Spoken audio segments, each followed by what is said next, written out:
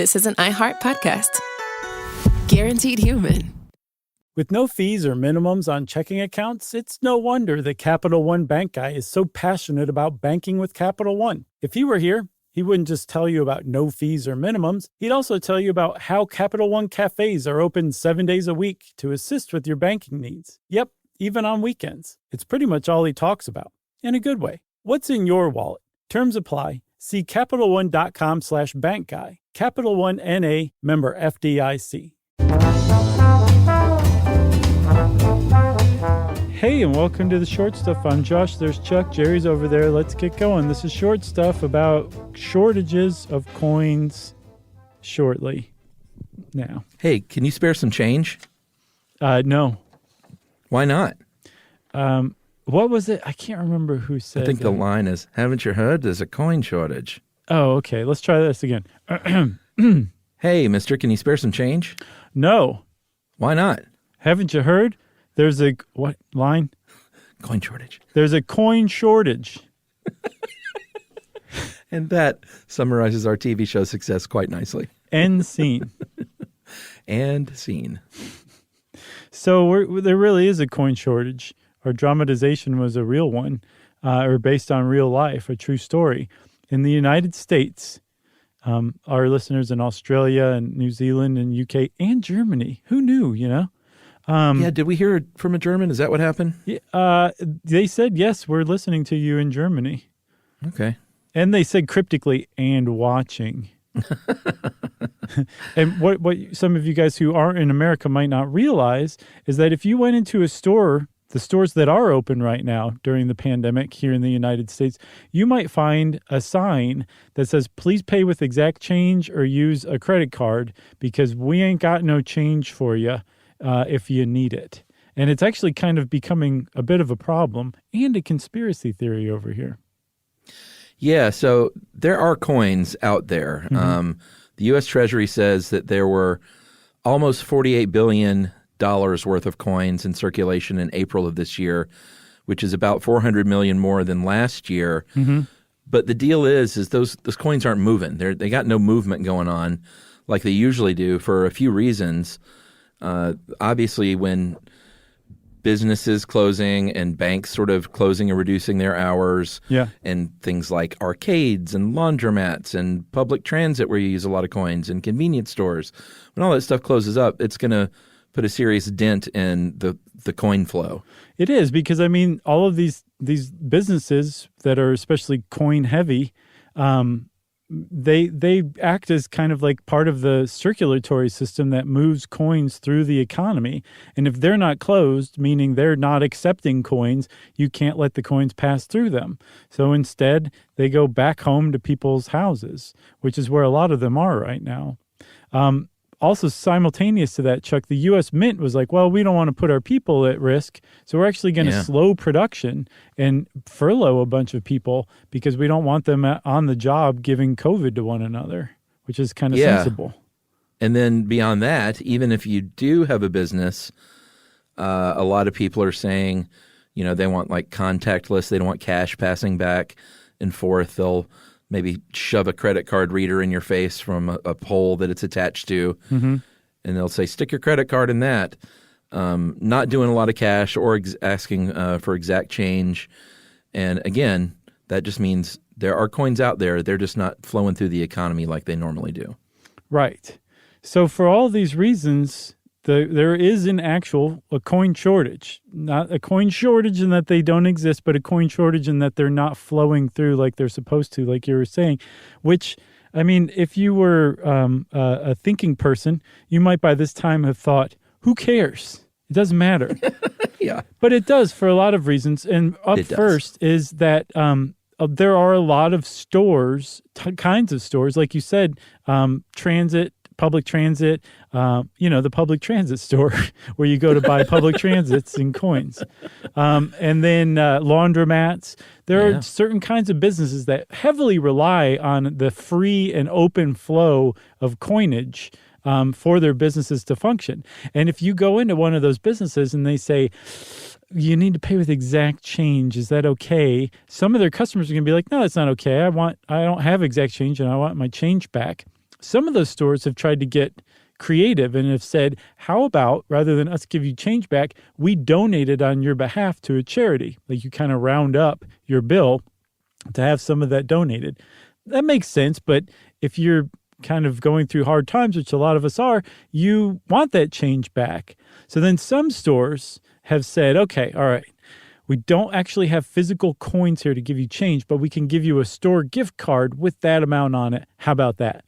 And some customers said, that's fine, whatever. But I can't imagine how much of a dent in a store's efficiency stopping and adding like 38 cents to a gift card for every third customer who wants to pay with cash is doing to the stores in the United States that are, by the way, are already struggling because they have opened up in this pandemic simply because they need to keep the lights on.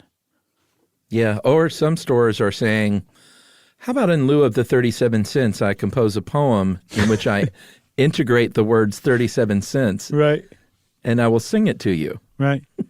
Or maybe and that takes a lot of time. Maybe our head cashier, Bucky, will give you 38 cents worth of pot from his stash. I wonder what 38 cents worth of pot looks like. I don't know.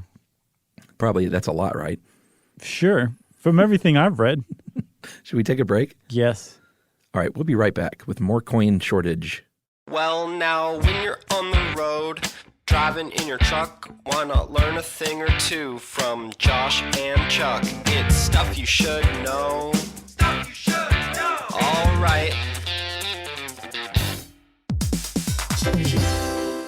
Hey, everybody. Here's a fact for you. In the United States, there is a break-in every 26 seconds, and that means that somewhere right now, an intruder is getting closer. And the problem with most security systems is that they only alert you after the break-in has started, and that's too late. Well, that's what makes SimpliSafe different. They use alerts. SimpliSafe's U.S.-based live agents, they identify threats on your property and help deter them before they actually break in. So the intruder never gets into your house. The crime is stopped before it even starts. That's right. And another great thing about SimpliSafe is they have no long-term contracts. They give you peace of mind and great value with their monitoring deterrence plans because they just start at about $1 a day. Yeah, SimpliSafe sent us a setup years back, and I still use mine every day. Yeah, and apparently setup, you can do it by yourself in under 30 minutes, so it's a really good value and it doesn't take long. So if you want to experience the SimpliSafe peace of mind, you can take advantage of the SimpliSafe discount offered to Stuff You Should Know listeners. Right now, you can get 50% off your new system by visiting simplisafe.com/stuff. That's half off at simplisafe.com/stuff. There's no safe like SimpliSafe.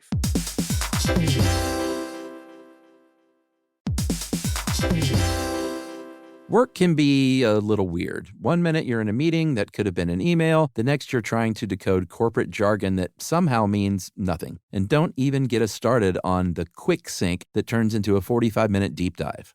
Yeah, well, the truth is figuring out your career isn't always straightforward. Whether you're trying to grow, pivot, or just stay relevant, it can feel like you're navigating it all on your own. Well, that's where LinkedIn comes in. That's right. LinkedIn can help you grow your career, helping you confidently navigate your path with insights, ideas, and inspiration from your professional community. You can stay up to date with the latest trends in your field, connect with people who get it, and discover opportunities tailored to your goals, your experience, and what actually matters to you. Whether you're looking for something new or just trying to grow where you are, LinkedIn gives you the tools and connections to move forward with confidence. Because LinkedIn is the network that works for you. Visit linkedin.com/knowstuff to learn more.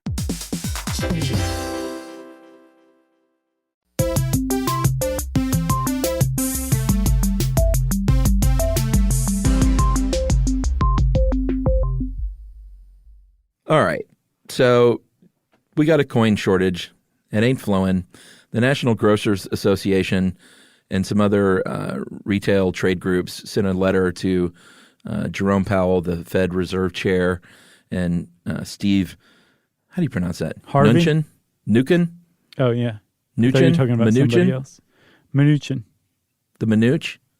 No, that's the mooch. Scaramucci that you're thinking of.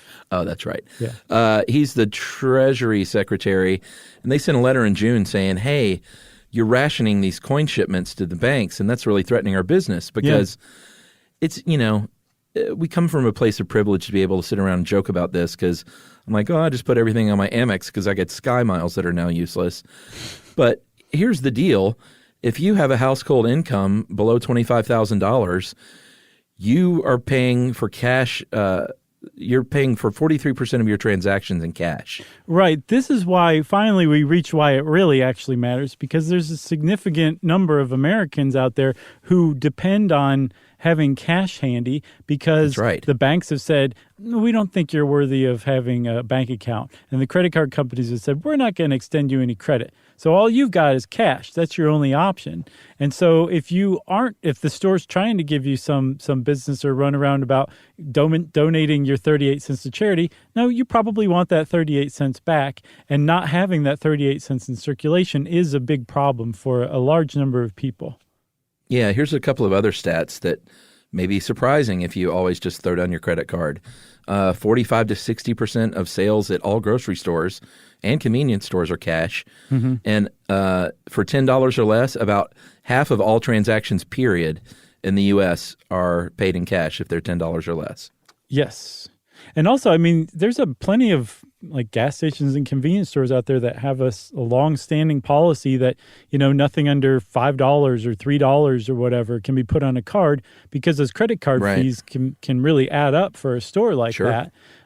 So now they have no choice. If they don't have change to give out, they have to take that credit card payment. So that's denting their bottom line too, the little small business owners as well. It's just a huge cluster that needs to be fixed, Chuck. Yeah, and the fix there isn't a real fix right now because everything that's going on, you can't just put some artificial, you can't just like flood the market with coins, because the problem is they're not flowing anyway. It's not that they aren't there. So the real solution is just eventually things will slowly return to normal as far as coin circulation goes, just like everything else returning to normal. Mm-hmm. But they are ramping up production of coins because they, I guess, heard the letter and they don't want to shortchange the banks at least. And I think the usual is 1 billion coins a month. They're now producing 1.2 billion coins a month, at least in June, and then 1.35 billion a month for the rest of the year. Yeah, which is, I mean, that's a substantial increase for sure. Yeah. Because we're talking about 350 million additional coins a month for the rest of 2020. That's a huge uptick. So they're definitely responding, but it seems like what everybody's saying is, hey, you with the coin jar in your cupboard, like you're the problem.